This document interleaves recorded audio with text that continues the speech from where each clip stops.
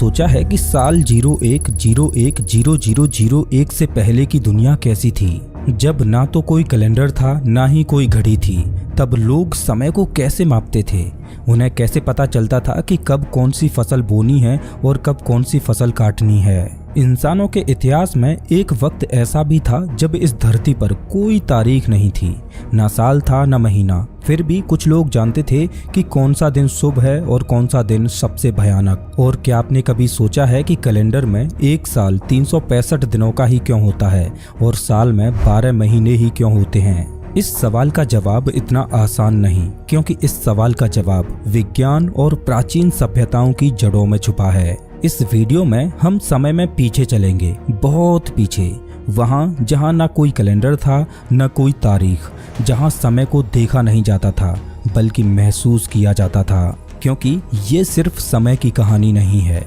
ये इंसान की सोच, उसकी कल्पना और उसके अस्तित्व की कहानी है। और एक चेतावनी, इस वीडियो में आप जो कुछ भी जानने वाले हैं वो शायद आपकी आज की समय की सोच को पूरी तरह से बदल दे। नमस्कार दोस्तों, मैं हूं श्याम तोमर, स्वागत करता हूं आपका इस वीडियो में। एक सवाल जो इतिहासकारों से लेकर वैज्ञानिकों तक किसी के पास उसका पूरा जवाब नहीं है। सवाल ये नहीं है कि इंसान ने घड़ी कब बनाई, सवाल ये है कि जब घड़ी नहीं थी तो तब समय चलता कैसे था। कल्पना कीजिए, आपकी आंख एक ऐसी दुनिया में खुलती हैं जहां कोई तारीख नहीं होती, कोई सोमवार नहीं, कोई नया साल नहीं और ना ही घड़ियां या कैलेंडर। आपको नहीं पता आज कौन सा दिन है या यहाँ तक कि साल कौन सा है। तो आपके लिए वो दुनिया कैसी होगी? आप अपनी यात्रा या कोई मीटिंग कैसे प्लान करोगे? आप अपना जन्मदिन कब मनाओगे? आप नए साल का जश्न कब मनाओगे? आप ये कैसे तय करोगे कि कब आपको कोई त्योहार मनाना है? लेकिन जब आप अपने आसपास के लोगों को देखते हो तो आप देखते हो कि फिर भी लोग जी रहे हैं, खेतों की बुवाई कर रहे हैं, भविष्य की भविष्यवाणियां कर रहे हैं, युद्ध की तारीख तय कर रहे हैं। अब सवाल ये उठता है कि जब 1 जनवरी 0001 भी नहीं आया था, तब इंसान समय को कैसे समझता था? उनके पास कोई डिजिटल घड़ी नहीं थी, लेकिन वे फिर भी जान लेते थे कि कब कौन सा त्योहार मनाना है। कैसे? क्या उन्होंने सितारों से बात की थी या कोई और रहस्यमय तरीका था जिससे वे वक्त को पकड़ पाते थे? कुछ लोगों का मानना है कि हमारे पूर्वजों के पास कोई छुपा हुआ ज्ञान था जिसे वक्त के साथ खो दिया गया। क्या हम उस ज्ञान को वापस खोज पाएंगे? क्या कभी आपने ये महसूस किया है कि घड़ी की टिक टिक असल में आपकी रूह पर एक कैद है? हम सोचते हैं कि हम समय को मापते हैं, लेकिन क्या सच ये नहीं कि समय हमें मापता है? हम मानते हैं कि समय की शुरुआत 1 जनवरी 0001 से हुई थी, लेकिन वो सिर्फ वो पल था जब इंसानों ने उसे बांधने की कोशिश की थी। असल में समय उससे बहुत पहले श्वास ले चुका था, पर उसकी भाषा कोई नहीं जानता था। हजारों साल पहले जब इंसान आसमान की ओर देखते तो उन्हें कुछ बदलाव महसूस होते, जैसे रात में चांद का दिन प्रतिदिन छोटा या बड़ा होना, दिन में सूरज का एक दिशा से निकलकर दूसरी दिशा में अस्त होना, रात में तारों की स्थिति का बदलना।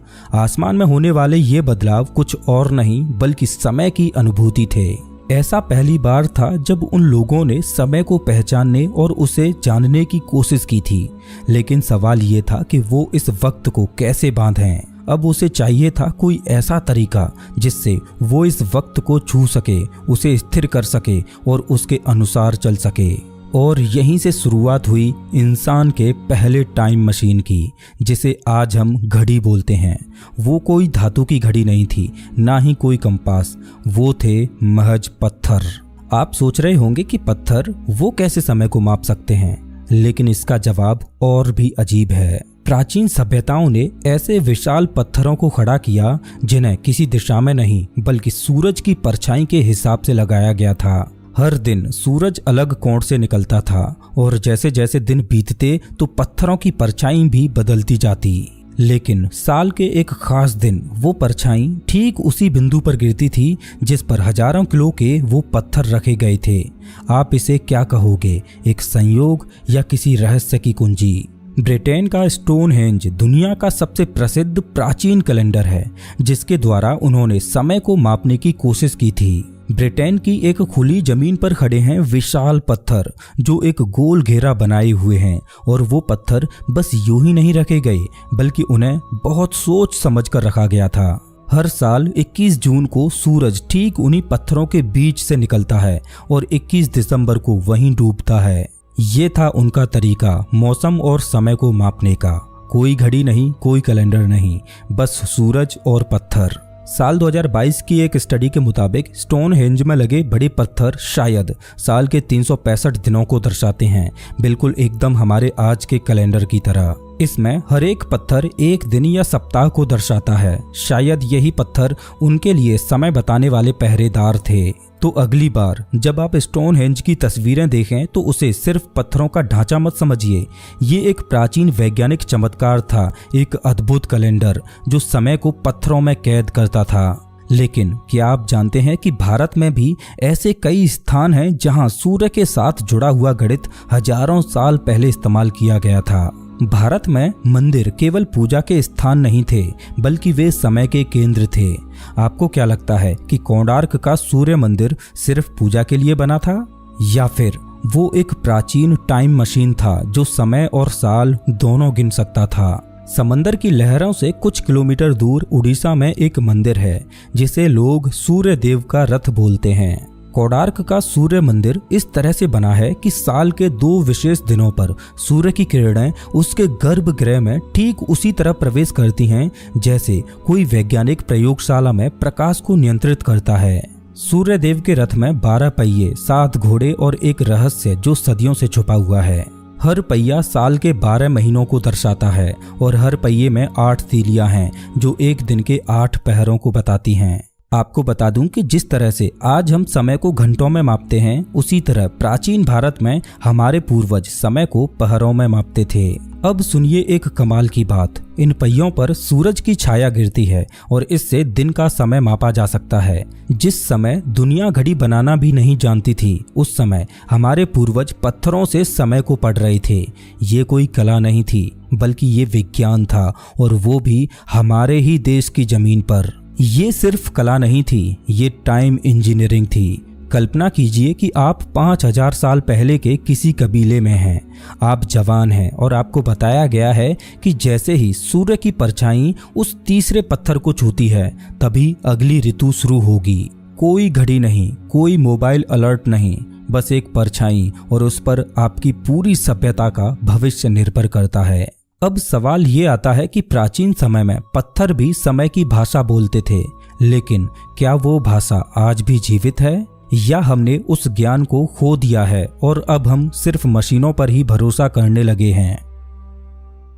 जब प्राचीन मानव ने पहली बार आकाश की ओर देखा तो उसने महसूस किया कि कुछ है जो रोज बदलता है। हर रात चांद एक नया रूप धारण करता, एक पतली रेखा से लेकर एक चमकते गोले तक, और फिर धीरे धीरे मिट जाता। ये बदलाव सिर्फ सौंदर्य नहीं था, ये था समय का पहला संकेत। हजारों साल पहले जब न तो घड़ियां थीं और न ही तारीख हैं, तब इंसानों ने चांद को समय मापने के उपकरण के रूप में अपनाया। चांद का 29.5 दिनों का एक पूरा चक्र, अमावस्या से पूर्णिमा और फिर पूर्णिमा से अमावस्या, यही बना दुनिया का पहला कैलेंडर जिसे लूनर कैलेंडर बोला जाता है। भारत में पंचांग प्रणाली में तिथि और पक्ष जैसी संकल्पनाएं चंद्र गति से जुड़ी थीं। यह कैलेंडर केवल समय की माप नहीं था, यह सामाजिक, धार्मिक और कृषि जीवन का आधार बन गया। त्योहार, व्रत, विवाह सब चांद के अनुसार तय होते थे। लेकिन चांद के अलावा एक और खगोलीय शक्ति समय को दर्शा रही थी, सूर्य। सूर्य का एक चक्र लगभग 365 दिन लंबा होता है। वो स्थिर था, सटीक था। यही कारण था कि मिस्र और रोमन सभ्यताओं ने सौर कैलेंडर को अपनाया। अब सवाल उठता है कि एक तरफ चांद था जो 29.5 दिनों में अपना एक चक्र पूरा कर रहा था, तो दूसरी ओर सूर्य था जिसको अलग अलग ऋतुओं के एक चक्र को पूरा करने में लगभग 365 दिन लग रहे थे। तो ऐसे में कौन सा कैलेंडर अधिक प्राकृतिक था? लेकिन भारत ने दोनों के बीच संतुलन बनाया। चंद्र और सौर दोनों को मिलाकर एक कैलेंडर बनाया जिसे लूनीसौर कैलेंडर बोला जाता है। और इस कैलेंडर में हर 32.5 महीनों में एक अधिमास जोड़ा जाता है, यानी एक महीना अलग से जोड़ा जाता है ताकि चंद्र वर्ष सौर वर्ष से मेल खा सके। इसे समझने के लिए प्राचीन विद्वान खगोलीय गणनाओं का प्रयोग करते थे। आज के समय में वैश्विक व्यापार और तकनीक के लिए सूर्य पर आधारित कैलेंडर जरूरी है, लेकिन हमारी आत्मा और संस्कृति अब भी चंद्रमा की